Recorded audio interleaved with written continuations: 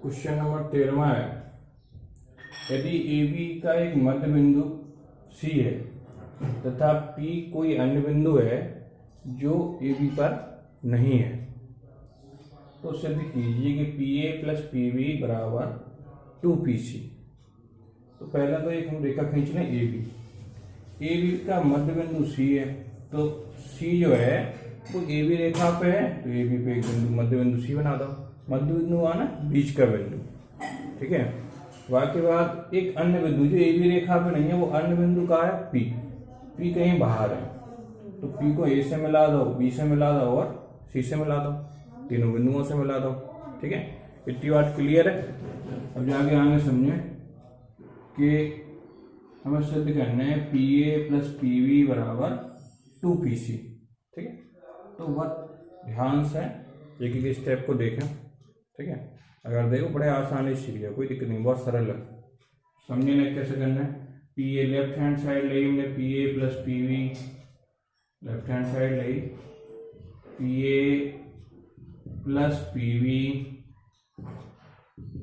PA plus PB left hand side. देखो कैसे करें। PA समझे कहाँ है P से A तक जो वाला वेक्टर है, P से लेके कहाँ तक A तक जो वेक्टर होगा। मतलब सीधी बात, अगर देहाती बात सीधी भाषा में समझे हम कि P से लेके एक आदमी जो है P से A तक पहुंचो, ऐसा कोई दूसरा रास्ता है या से A पे पहुंचो जा सके P से? हाँ है। कौन सा है? देखे ना ध्यान से कि P से ऐसे हो सका डायरेक्ट C पे आए, C से P पे ऐसे भी आ सका, ठीक है। तो देखे ध्यान से कि PA की जगह हम लिख सकें PC plus CA, PC plus CA। अच्छा आगे देखें, ऐसे PB बराबर लिखो, कितने हो PB बराबर PB है, PB की जगह आप कितनी लिखें? P से B पे पहुंचे, P से B पे पहुंचने के लिए और दूसरा रास्ता है कोई? कौन सा है? जी है PC plus CB, PC plus CB, तो PC प्लस CB लिख सका। अच्छा जाके बाद आगे देखें कि PC और PC कितने हो गए? 2PC, दोनों PC है, जो PC है, PC और PC कितने हो गए? 2PC। अब बची कितने? CA और CB, CA और CB, CA प्लस CB। अब देखिए CB की जगह CB जो है वो AC के बराबर है, का है AC बराबर CB। देखो एक ही रेखा है, तो दिशा तो एक ही है दोनों की, AC की और CB की दिशा तो एक ही है।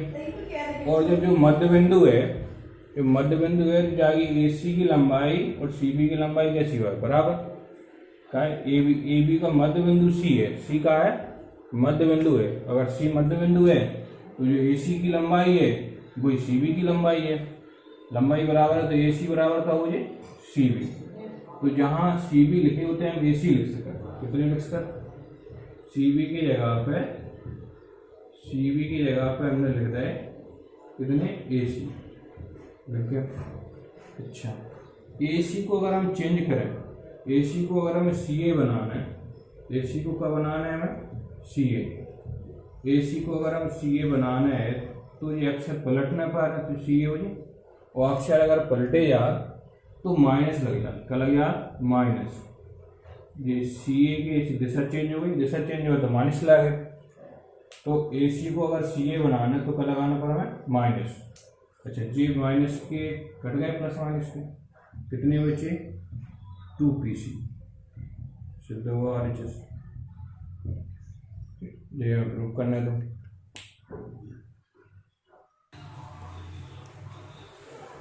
ABCD पंचभुज है, क्वेश्चन नंबर 14 आया। ABCD एक पंचभुज है, तो सिद्ध कीजिए कि AB, AE, BC और DC और AD और AC का परिणामी 3AC मतलब ये सब जोड़ के बराबर करके 3AC के बराबर है, हमें प्रूव करना है। लेफ्ट हैंड साइड से राइट हैंड साइड हमें प्रूव करना है। इन सबका परिणाम ही कितना है, 3AC है। सब जोड़ के कितने हैं, 3AC प्रूव करना है। थोड़ा दिमाग लगाओ, सीखिए आसानी से। देखिए कैसे करना, कुछ नहीं करना है। लेफ्ट हैंड साइड देखिए AB देखिए, AB की संज्ञा हम कौन सा लिखें कि जैसे हमारा काम बन जाए। ठीक है, हमें क्या देखना पड़ेगा कि या को लास्ट पॉइंट और दूसरे वाले को स्टार्टिंग पॉइंट अगर सेम हो गए तो हल हो जाता आसानी से। या को लास्ट पॉइंट B है तो B से शुरू कौन है, यहाँ में देखें B से शुरू कौन दिख रहा हो BC। तो हम AB की संज्ञा कौन सा लिखें, BC। AB प्लस BC हो जाए, कहाँ पता है, ये दो हल हो जाए। B से B हट जाए, स्टार्टिंग काय के बराबर हो जाएंगे, AC के। ठीक है, बाकी बात देखें, जैसे AE है, कौन सा है, AE। तो AE की लाना देखें कौन सा है, AE। लास्ट पॉइंट E है तो E से शुरू कौन हो गया, मुझे देखें ED है, कौन सा है, ED। तो AE प्लस ED लिख लें, AE plus ED, AE plus ED संज्ञा लिख लें। अब बाकी ये बचे कौन से, देखो BC लेकर DC बचे और AC बचे, DC और प्लस AC तो हमें प्रूव ही करना है, तो AC तो छोड़ो, AC और DC को कुछ हुआ है देखें बाद में। जाओ स्टार्टिंग और जाओ लास्ट सेम है तो ये काय के बराबर हो जाए। AC की चीज तो कई बार सिखा चुकी है तो समझ में आने लगी हुआ है कि स्टार्टिंग जाओ लास्ट पॉइंट जाओ स्टार्टिंग पॉइंट अगर सेम हो गए, दो 20 से हट गया काय के बराबर हो जाएंगे, AC के बराबर। ऐसे ही ये दो 20 से हट गए, जाओ लास्ट पॉइंट जाओ स्टार्टिंग पॉइंट सेम है तो हट गए, काय के बराबर हो गए, AD के बराबर हो गए। AD प्लस DC और प्लस AC, जो AC हो गए, जो AC हो गए, AC और AC कितने हो गए, 2AC हो गए। अच्छा, जाओ स्टार्टिंग लास्ट सेम है, AD plus BC, AD plus BC लिख रहे हैं, लास्ट सेम है तो काय के बराबर हो गए, AC के बराबर हो गए, काय के बराबर हो गए, AC के बराबर। ठीक है, 2AC और AC कितने हो गए, 3AC। ठीक, चलो बहुत सरल है, थोड़ा दिमाग लगा ये आसानी से।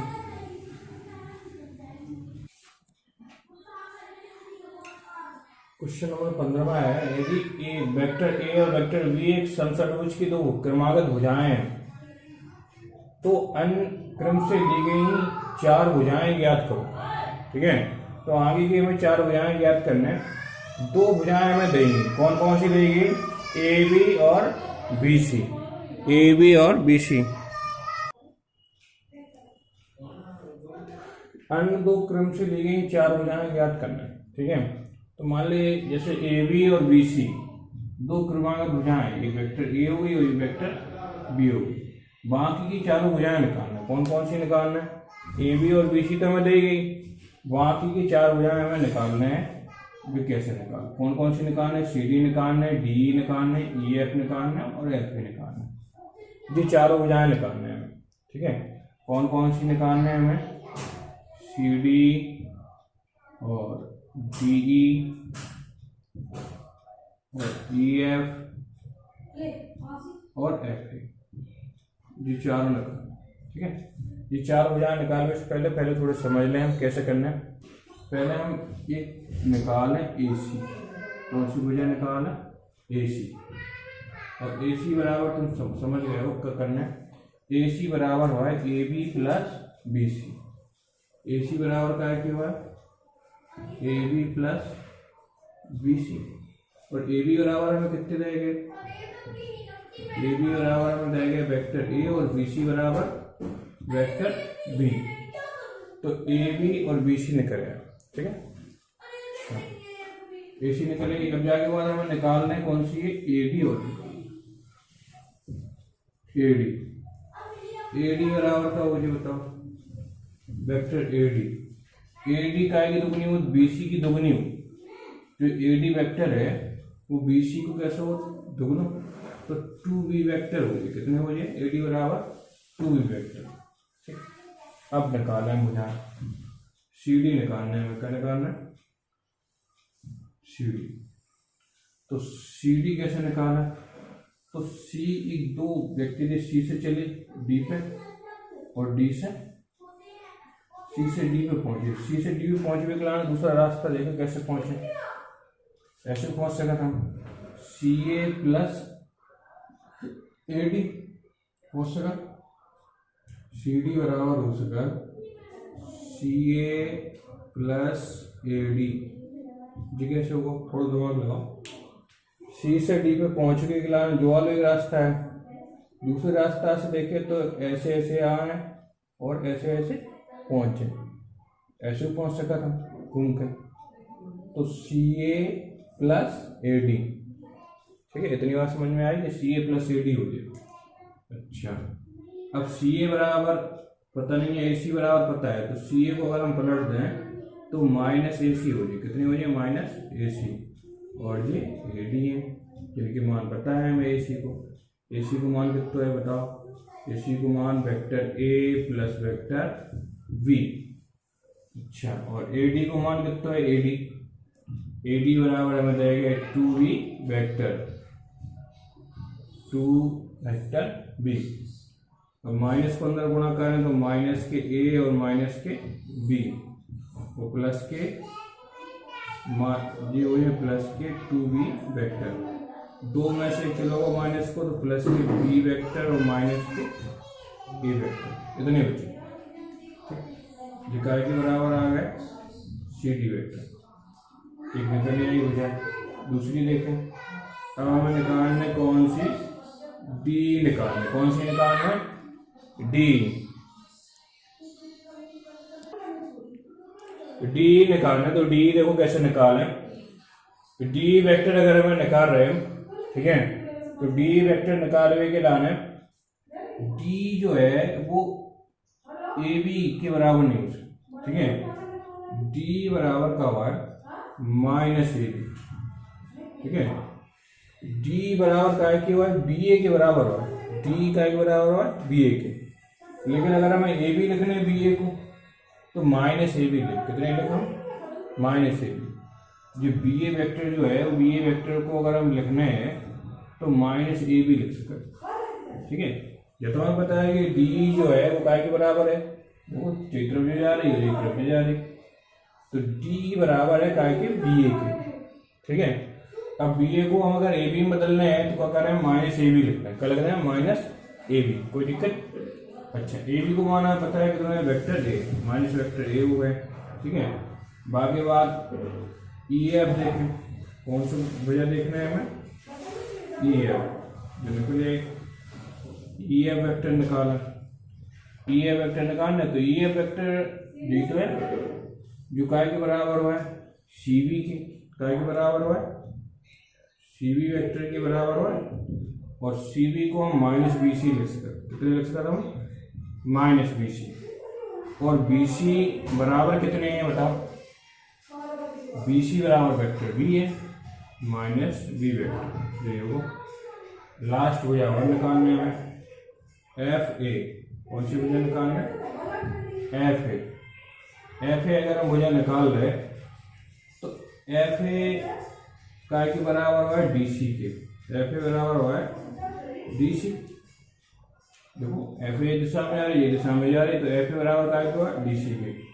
डी सी को अगर हम माइनस सी डी लिख सकते, कितने लिख सकता हूँ, माइनस सी डी। कैसे, केवल अक्षर चेंज हो गए, डी सी की जगह क्या होगा, सी डी, सी डी हो गए तो क्या लग गो माइनस, सी डी लग गो, सी डी लिखी तो क्या लग गो माइनस। अब सी डी को मानो पहले निकाल चुके, सी डी कितना है, बी माइनस ए, तो लिख दे B minus A, B minus A, minus को अंदर गुणा कर दे, माइनस के बी और प्लस के ए, ये आंसर होगा, ठीक है। देखें टेन बी प्रश्नावली, टेन बी में क्या है, पहले टेन बी की फॉर्मूला समझ लें, ठीक है, दो तीन फॉर्मूला आना नहीं है, ठीक है, बाकी बहुत आसान है। जैसे ए बी का मध्य बिंदु, रेखा ए बी है, ठीक है, रेखा ए बी का मध्य बिंदु, रेखा ए बी का मध्य बिंदु डी है, ठीक है। तो ओ डी, डी का पोजीशन वेक्टर है, डी का पोजीशन वेक्टर या स्थित सदिश का, डी का स्थित सदिश का, वो डी का स्थित सदिश मूल बिंदु से सदिश देखो यार, ओ डी वेक्टर, डी का स्थित सदिश का हो ओ डी वेक्टर। तो ओ डी वेक्टर कैसे देखे, ओ डी वेक्टर ए का स्थित सदिश का हुआ है ओ ए वेक्टर, बी का स्थित सदिश ओ बी वेक्टर। ओ कहाँ है, ओ कहाँ मूल बिंदु है, वो कहीं भी हो सकता है, मूल बिंदु कहाँ हो, बीच में मान लो है ना, है मूल बिंदु, ये है मूल बिंदु ओ है, तो ओ ए और ये ओ बी और ये ओ सी, इस प्रकार का चित्र बन जाए। इस प्रकार का चित्र पीछे सवाल नंबर लगा हुआ है, ठीक है। क्वेश्चन नंबर पिछली प्रश्नावली को 13 आ, तो वो इस टाइप को ये, तो वही हिसाब से जाए सॉल्व कर रहे हैं, तो इतना ही आया आंसर, ठीक है। ओ ए plus O B upon 2,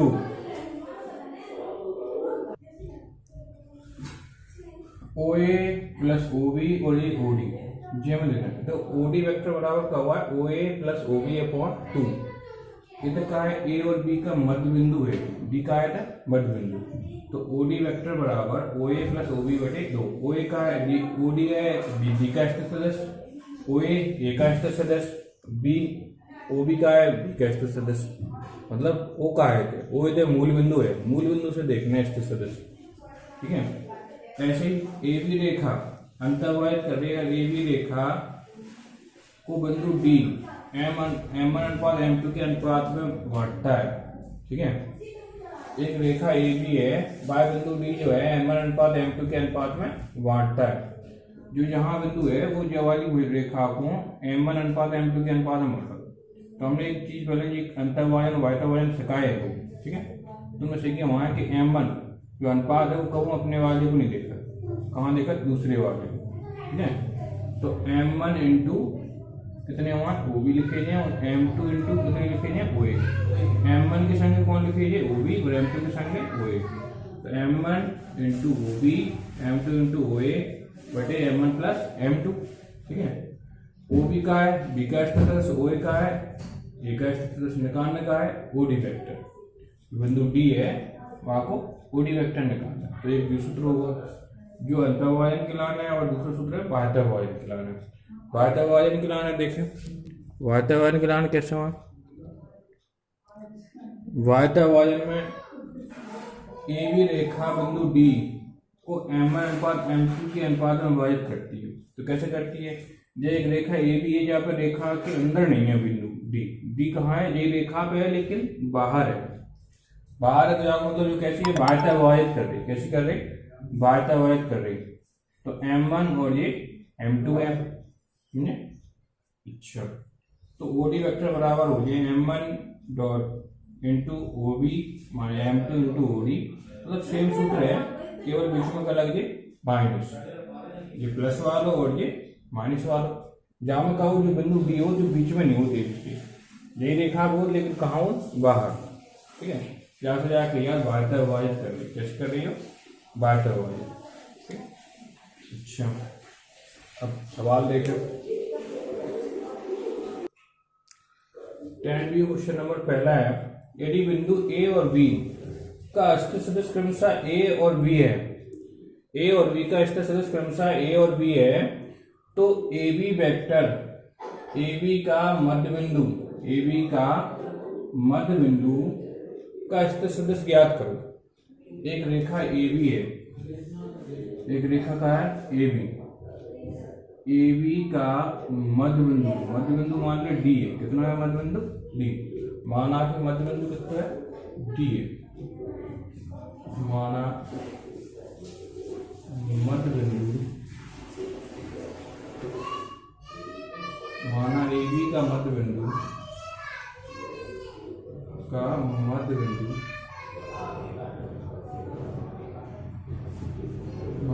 D है। तो ओ डी वेक्टर निकालना, मध्य बिंदु का स्थित सदिश ज्ञात करना, ठीक है। जबकि हमें दिया गया है कि ए का स्थित सदिश वेक्टर ए है, तो ए का स्थित सदिश का हो, ए का स्थित सदिश हो ओ A vector, O A vector बराबर हमें दिया गया है ए वेक्टर, ठीक है। ऐसे ही बी का स्थित सदिश का हो O B vector, O B vector बराबर हमें देगा बी वेक्टर। ठीक है, तो डी का स्तर सदस्य निकालना है, जबकि हमने मध्य बिंदु के नाम से तो लिखा हुआ है ओ डी वेक्टर बराबर का O A vector plus O B vector बटे 2, ये 2। अच्छा, O D O A vector बराबर कितने हैं, वेक्टर ए, और ओ बी वेक्टर बराबर कितने हैं, वेक्टर बी अपॉन 2। अच्छा, ओ ए वेक्टर बराबर वेक्टर ए रहेगा और ओ बी बराबर वेक्टर बी रहेगा, सूत्र रख दो, ए बी लिख रहे करे ओ डी वेक्टर। ठीक, सिंपल है बहुत। क्वेश्चन नंबर दूसरा देखें, 10 बी को, ए और बी बिंदुओं के सदस्य क्रमशः 2a vector plus 3b vector plus a minus 2b vector हैं, तो AB को 2:1 के अनुपात में अंतर्भाजन और बाह्यभाजन करने वाले बिंदुओं के सदस्य ज्ञात करो। ठीक है, एक अंतर्भाजन को निकालना है और एक निकालने में बाह्यभाजन को। ठीक है, हमें देखा गए ए और बी के सदस्य रह गए, ए और बी के सदस्य कितने रह गए हमें, ओ ए वेक्टर बराबर हमें रह गए 2a vector plus 3b vector का है, जो ए का स्तर सदस्य है, इंग्लिश में बोला ए का पोजीशन वेक्टर, क्या बोला हम, ए का पोजीशन वेक्टर। अच्छा, ओ ए बराबर इतने रह गए, ऐसे ही हमें ओ बी बराबर कितने रह गए, ओ बी बराबर दिमाग लगाएं, ओ बी बराबर कितने रह गए, बी का स्तर सदस्य कितना था वो हमें, ए माइनस 2b वेक्टर। जिस चीजें तो हमें देंगे, ये दोनों चीजें नहीं है, हम लिखने का लिख के हम आगे समझे, हमें अनुपात का वो अनुपात m1 अनुपात m2, m1 अनुपात m2। ठीक है, m1 अनुपात m2 की लाने देखो कितना होगा हमें, 2:1। ठीक, अब हमें अंतर्भाजन सूत्र पता है, मान लिया अंतर्भाजन बिंदु डी को विभाजित करो, तो ओ डी वेक्टर अगर हमें निकालना है अंतर्भाजन के लाना, तो सूत्र का हो m1 into O B m2 into O A upon m1 plus m2। ये तो मान रखते थे यहाँ m1 बराबर होता है कितने हैं, m1 बराबर 2 है, और इंटू ओ बी वेक्टर बराबर कितने हैं, a minus 2b vector, a minus 2b vector लिख रहे हैं हमने।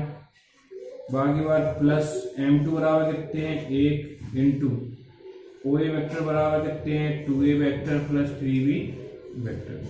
सूत्र मान लग रहे हैं सबके, नीचे 2 plus 1 m1 plus m2, O B vector को मान रख दो, ओ ए वेक्टर को मान रख दो, m1 m2 की मान रख दो, m1 m2 के मान कितने थे, 2:1, m1 को m2 को मान 2 और m2 को मान 1।